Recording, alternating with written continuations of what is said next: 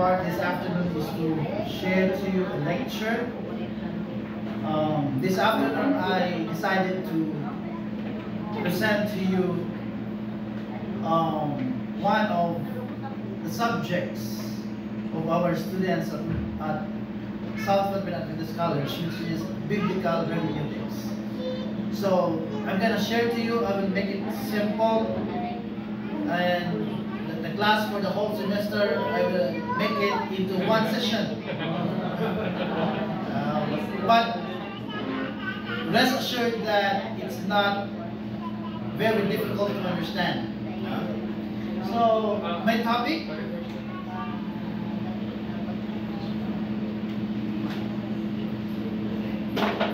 Again, it's biblical hermeneutics.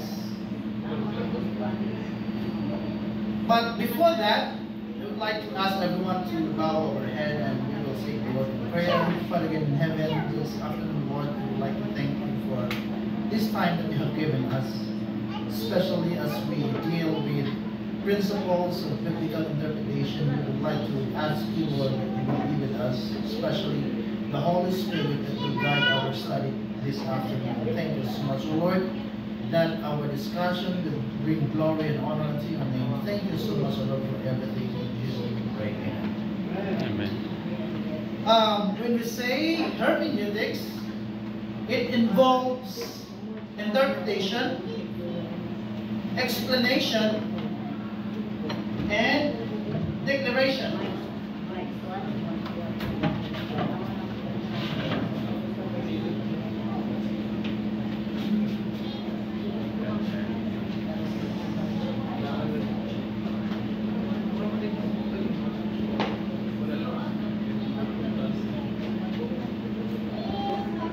So, when we say hermeneutics, actually it comes from the Greek word hermeneutia.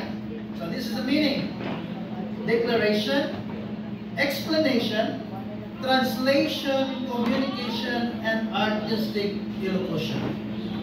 Simply means, when we read something that is not in our native language, we are doing hermeneutics. Even if we are just reading a newspaper or a book or a magazine in foreign language, we are doing hermeneutics. And now, in a Christian, we use the Bible and we read the Bible, and it involves hermeneutics. Because again, hermeneutics is an explanation, translation, and communication, or an explanation. Okay? And when we say hermeneutics, it is the science of interpretation. What is science? According to the definition of the dictionary. What's science? It's a subject. Okay, very good. It's a study. Okay. It is what? What you can see there. What? It's a body of knowledge, and what? It is a study which governs principles and procedures. Okay? So it is a science of interpretation. In other words, hermeneutics is the study of basic principles and procedures. So in other words, when we come to the Bible, we must follow some principles. The reason why there are a lot of misinterpretation of the Bible is because some do not follow basic principles in interpretation. And also one of the reasons why there are a lot of churches or denominations today, because it matters on their interpretation of the Bible.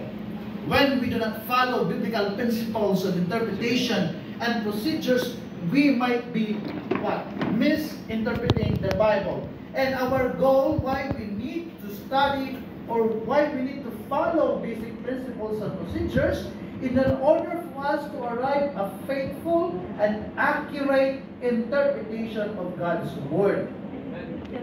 Now, there are perspectives of hermeneutics. Number one, it is a science, as what I have mentioned, because in hermeneutics, it provides the logical, orderly classification of laws of interpretation.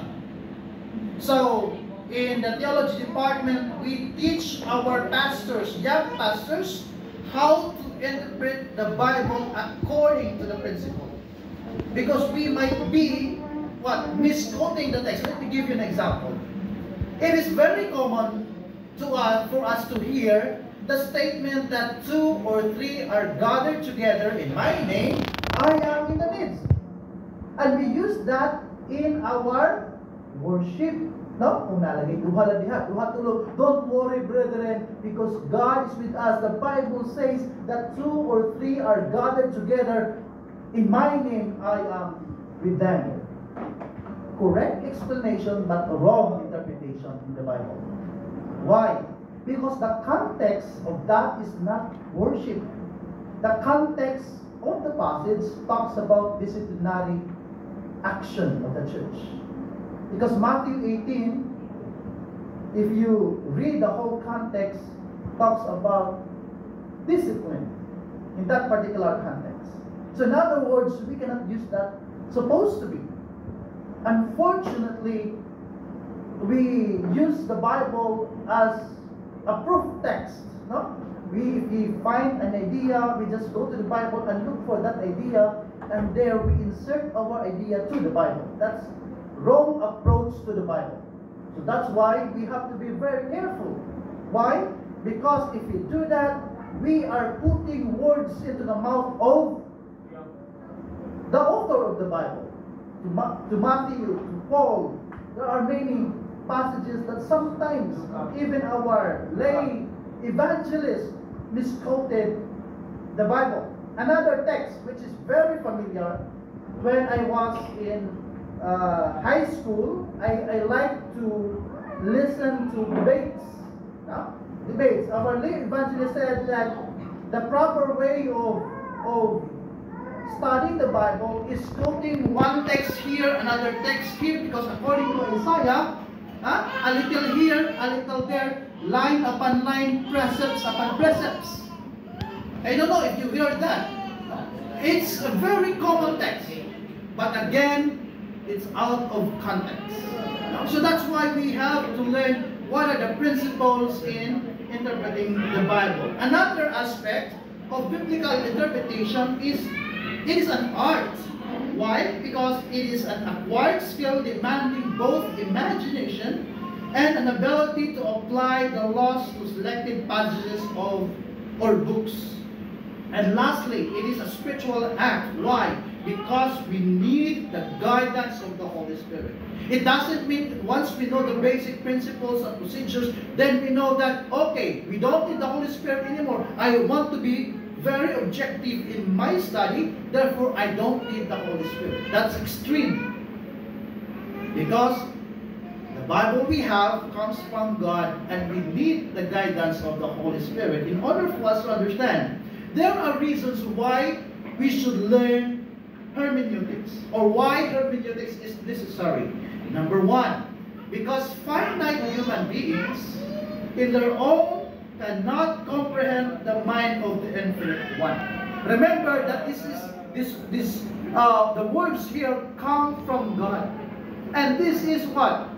Spiritual.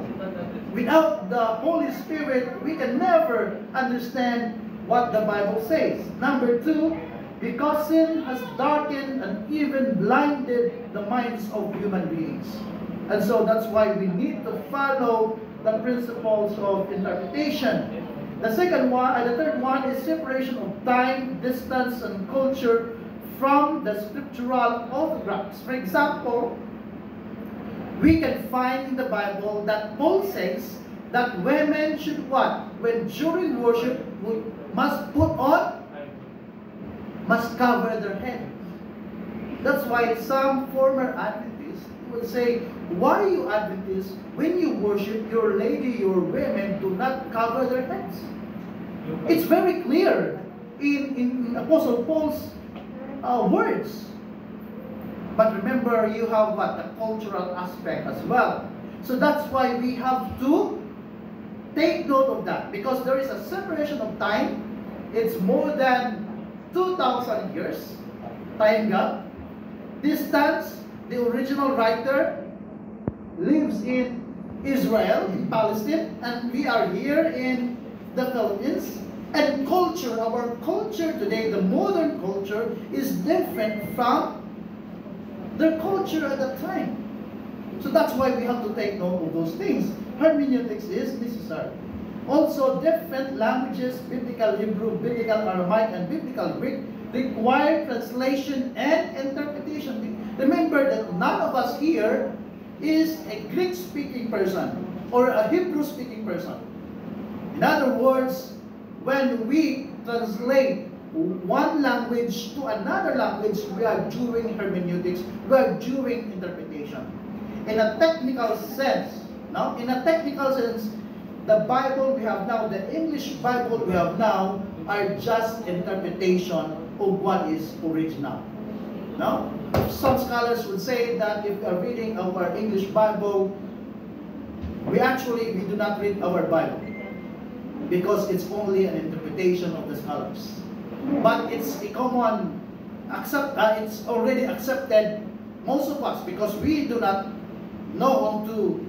It's not our first language, the Greek and the Hebrew, the Aramaic. That's why we are dependent on English language. And I think there's no problem with that. I agree. No? There's no problem if you use translations, but we have also to be very careful because a lot of translations, which are now called bogus translation, that there are words which you cannot find in the original language. For example, some translation in Revelation 1:10. So many yung sa Revelation 1:10. I was in the Lord's day. That's what in the original. But some translation they would say, I was in Sunday morning in the Mantang. So that translation is not faithful to the text. Then also different social customs, civil, military, and political institutions, different economic and technological conditions and patterns of thought are different from us today.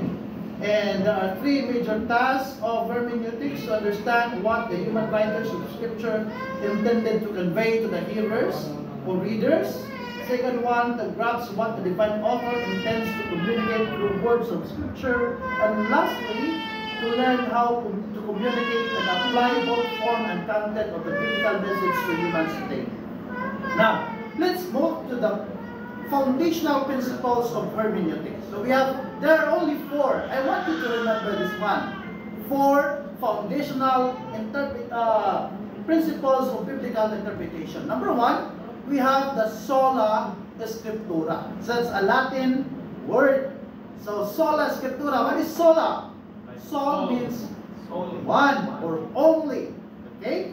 So, our basis is found in Isaiah 8:20. Kung sa mag-ingon sa Isaiah 8:20, to the law and to the testimony, if they speak not according to these words, it's because they have no light in them.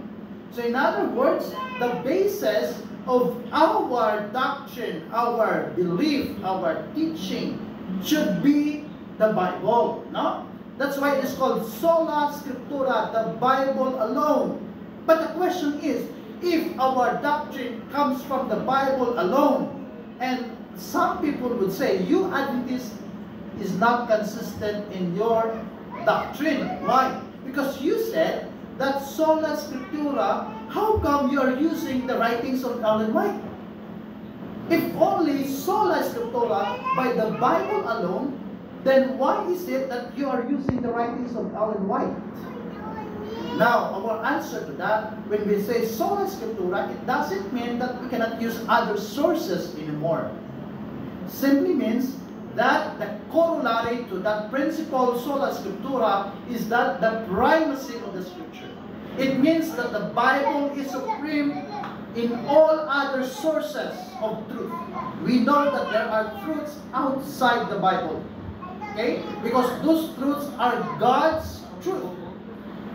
However, everything should be subjected to the authority of the Bible. The Bible must be the standard, and all other sources, including the writings of Ellen White, must be subjected to the authority of the Bible. This is sola scriptura principle. Unfortunately, a lot of our former friends in the Adventist Church, they make what Ellen White as equal with the Bible. This is not a problem. Okay? If we make the writings of Ellen White equal with the Bible, then the Bible is no longer our standard. We have two standards, Ellen White and the Bible. That's not the right way. Okay? Even Ellen White always points back to the Bible. She said that you don't need my writings if you are only faithful in studying the Word of God. So, Ellen White always exalts the Bible. Also, under sola scriptura principle is that the Bible is sufficient guide for us. The Bible stands alone as an unerring guide to truth. It is sufficient to make one wise unto salvation, according to 2 Timothy chapter 3, verse 15. The Scripture is the standard by which all doctrines and experiences must be tested. Even our personal experiences, even science. Of course, we can use science as one of the sources of truth. However, we have to examine, we have to evaluate science according to the Bible. Because science nowadays, they have different world views compared to the Bible. Next, the second principle is that tota scriptura. What is the first one? Sola scriptura. The second one is tota scriptura. From the word totality, it means the entire Bible. If we study a topic, do not only rely to a single passage or to a single chapter, but we have to consider the entire Bible, the New Testament and the Old Testament. It is not enough to affirm the primacy of Scripture, but also accept the Scriptures in their totality, according to 2 Timothy chapter 3, verses 16 and 17, that all Scripture are inspired by God. Not just a part, but everything or all. The New Testament writers introduce statements from the Old Testament as inspired, sacred, authoritative writings, and so on. No? And also, under tota scriptura is inseparable union between the divine and human nature. The Bible is both divine and human nature. Okay, the message comes from God, but when this message is expressed in the human language, we have now the divine aspect of the Bible. Then, we have also the statement that the Bible equals to the Word of God. It is not just contains the Word of God. There are two different concepts. The Bible contains the Word of God and the Bible equals the Word of God. What we believe is the Bible equals the Word of God. Why? Because the entire Bible, the words of God, the message of God is there in the Bible. Now, then we have the third principle is analogia scriptura. Okay? So first, sola scriptura, tota scriptura, analogia scriptura. When we say analogia scriptura, simply means there is harmony of the scriptures. They do not contradict to each other. The last book in the Old Testament was written around 430 BC. And the last book in the New Testament is written around AD 86 to AD 96. So there's 5 centuries gap, no? 500 years gap between the last book of the Old Testament and the last book of the New Testament, yet they do not contradict each other. There are at least 44 writers in the books, 44 writers in the Bible. Different backgrounds, different profession, yet they do not contradict each other. So that's analogia scriptura. Then we have the last one, the so-called Where's the last one? You have that's this one. We have Spiritualia Spiritualiter Examinatur. Again, it's a Latin word. Simply means spiritual things are spiritually discerned. In other words, we need the guidance of the Holy Spirit when we read the Bible. And also, we have the role of the Holy Spirit in guiding us. When we have the basic principles in interpretation, we have to ask the guidance of the Holy Spirit. And also, the things we learn from the Bible should be reflected in our lives. Now, let's move to the specific guidelines. So, specific guidelines of biblical interpretation. Number one, we have to consider the historical background. Every time we read a passage in the Bible, and if that passage seems difficult to understand, we have to ask first, who wrote the book? Okay, is it Matthew? Is it Mark? Is it Luke? Paul? Is it John? Is it Nehemiah? So we have to explore, look at the internal evidence and the external evidence. The second one is we have the date of the writing, when the book was written. Nung siya nasulat, is it AD 70, 86 to 96 AD? So, anyway, for us today, we have a lot of sources we can learn from this so-called historical context. Now, if you have a commentary, before the commentaries, the commentary of each passage, you have there the preliminaries that talks about the historical context. Also, we have to explore the purpose and occasion, why the book was written and what is the condition at that time. Okay? So, para mahibawan nato, nga nung nagsulat si Matthew, why Paul wrote the book of Romans, the book of Galatians, the book of Corinthians. So we have to look that situation, the condition of the people, so that we would have a better grasp.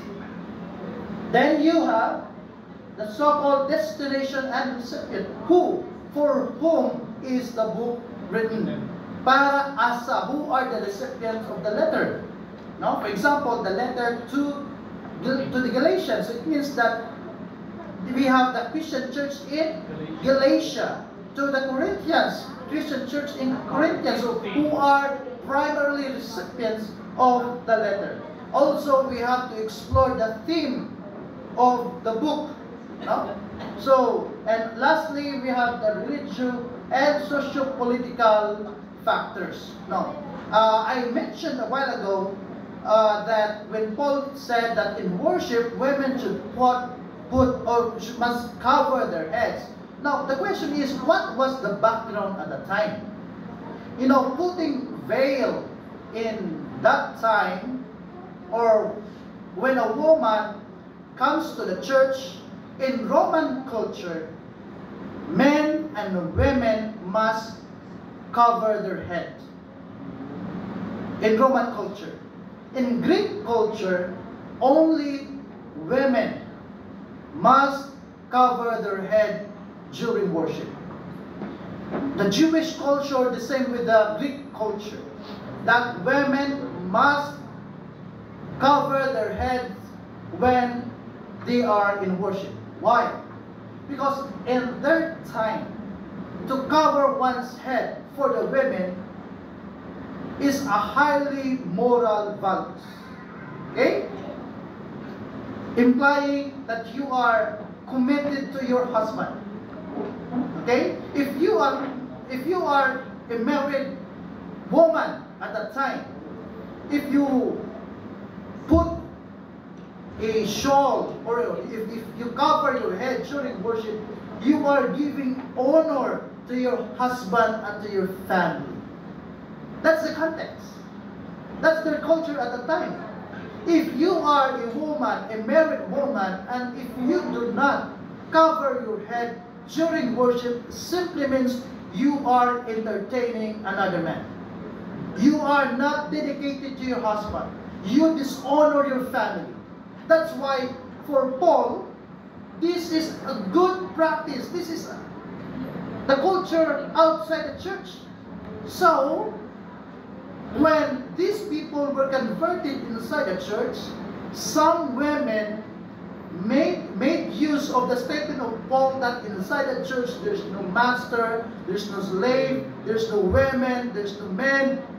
Everyone is equal in the church. So for them, there's no need for me to cover my head. So Paul said no. Why? Because this is a good practice of the society. And if you do not put, or if you do not cover your head, you discredit the church. It will bring disgrace to the church. So this is their context. And that's their culture. In our time today, we do not have that culture. Although that specific practice is no longer applicable in our time, but the principle still applicable. Okay? The principle of honoring one's family. We have different way of expressing our honor to our family. So we have the principle. Another example is that when I was in Micronesia, when you enter inside a church, you must remove your shoes. That's their practice. That's their culture.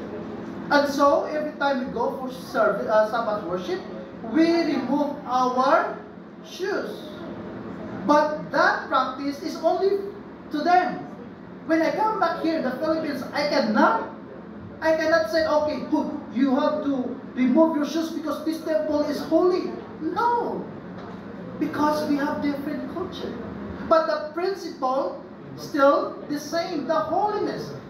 If you go there, that's how they would show respect to the holiness of God's house. Also here, we have different way of expressing our holiness. In Thailand, I was there for a year. You know, it is not allowed for us, when we sit, usually, okay lang sa ato ang makita ang lapalapa sa atong tiil. No? Face to face, then we just, sometimes we put our feet on the table, even if we have visitors. But in Thailand, you cannot do that. Do not show your, the sole of your feet. Why? Because it's what? You are dishonoring that person. Because for them, mauna ang pinakahugaw ang tiil mo, pinakahugaw sa part sa tao. So, that's their culture. That's their culture. But we do not have that culture here. So, in other words, there are principles, there are practices in the Bible that do not apply today, but the principle still applies. Okay? So, that's how important to look at the background of the text. Now, we have the so-called literary context. What's the meaning literary context? When we say literary context, it's what? It talks about how the book was written, or the aspects of the book. Number one, the genre of the book. We have to determine what is the genre of the book. When you say genre, is what type of literature. A lot of type of literature today. For example, a letter is different from a newspaper. A newspaper is a type of literature, a kind of genre. Also, we have love letter, it's different. We have also the so-called formal letter, it's also different. We have also stories, it's another genre. Now in the Bible, the same. In the Bible, a lot of genre. Now, one of those is the so-called apocalyptic prophecy. Can you give me an example of apocalyptic prophecy in the Bible? Apocalyptic book. Yes, number one is book of Revelation. The other one, there are only two. The book of Daniel. No? The book of Daniel, only two are apocalyptic. The rest, you have classical prophecies. We have also gospels and letters. Now, genre is important because genre determines how we approach the book. For example, apocalyptic the characteristic of an apocalyptic genre is that uses signs and symbols and pictures. The message is quoted with pictures.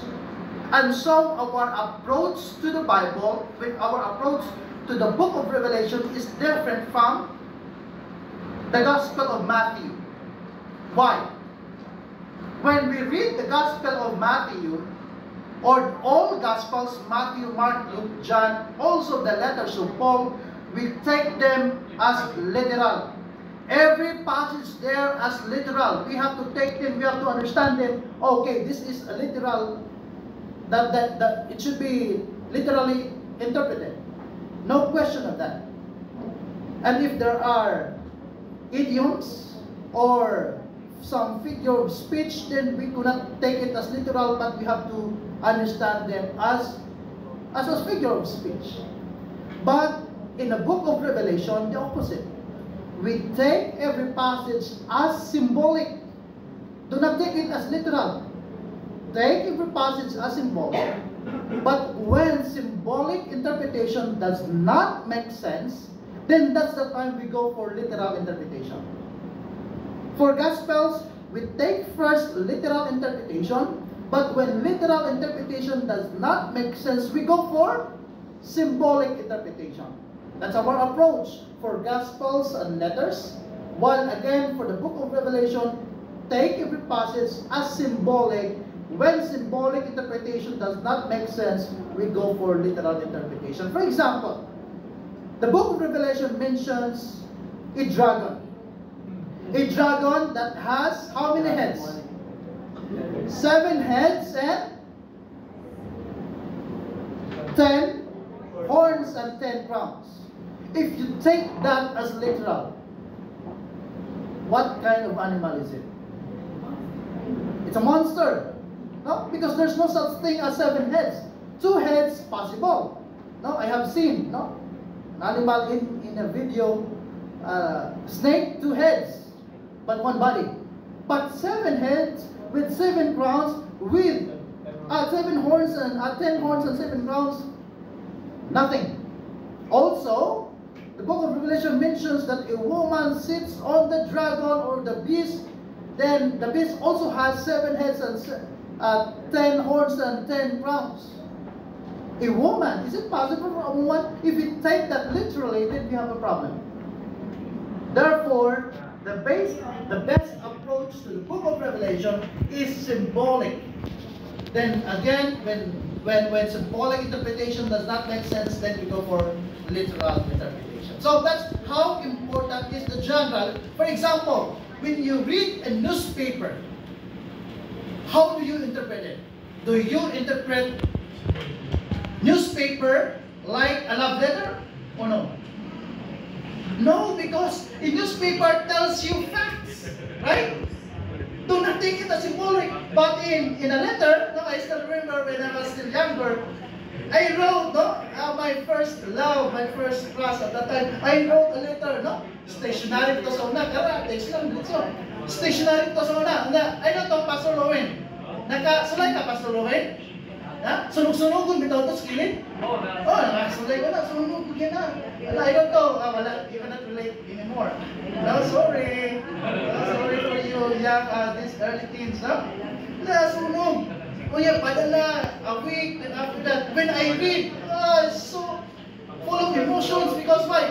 Flowery words, no figure of speech, a lot. And I do not take it literal, no? So because every statement there is a meaning, full of emotions. But if you read a newspaper, you should not what? Like you are reading a love letter, because the newspaper is a newspaper. So that's how important is the genre. The second one is the structure. Okay? Because Hebrew people or Jewish people, when they write their letters or their gospels, they make use of structure, in order to boost their argument. Another thing is the so-called literary context. Now, literary context is we have to determine the immediate and the wider context. So, this is an example, no? As what I have mentioned a while ago, the statement of Matthew that 2 or 3 are gathered together, we have to look at the context. Okay? So what is the context? What is the preceding passages and the preceding passages and the entire chapter? What is the author talks about? So that's how you what? Make the context. We do not suggest that we just take one passage here, connect it with other passage here, then connect another passage, then now I have this conclusion. That's a poor way of studying the Bible. But again, look at the immediate context and the wider context. Then we have also look at the grammar, the grammatical analysis. Now today we can access lexicons and also Greek grammar books and the Hebrew grammar books, you know, in just typing in Google, and you will have all those resources that you need. Now, the importance of this grammatical analysis is that there are words which have multiple meanings. For example, if they give you an example in English, you have the word key. Now, key. The word key could mean sausage. Key could mean shall we say, key of C. What does it mean? Key of C. It's musical. That's symbol of musical. Isa na siya? Tawag ka na? Key of C, key of A minor, key of something like notes, right? Oh. Then also the key could mean a core or main component. Now, for example, the key point of our lesson. See, one word may have different multiple meanings. The same as true in Greek and Hebrew. One word could mean a lot. However, the context determines what is the meaning of the text. Okay? Then also for the syntax, the analysis you have to analyze. I know some of you have taken English grammar, and I know that you know what is syntax. Syntax is you look for the, what do you call this? The function of the word in a sentence. Okay? And how it relates to other words. Because there are interpretations that need to be need grammatical analysis. For example, the Bible says that he who commits sin is of the devil. Question, who among of us here does not commit sin? Kisa na to, ang malay sala. None of us. Does it mean that we are all of the devils?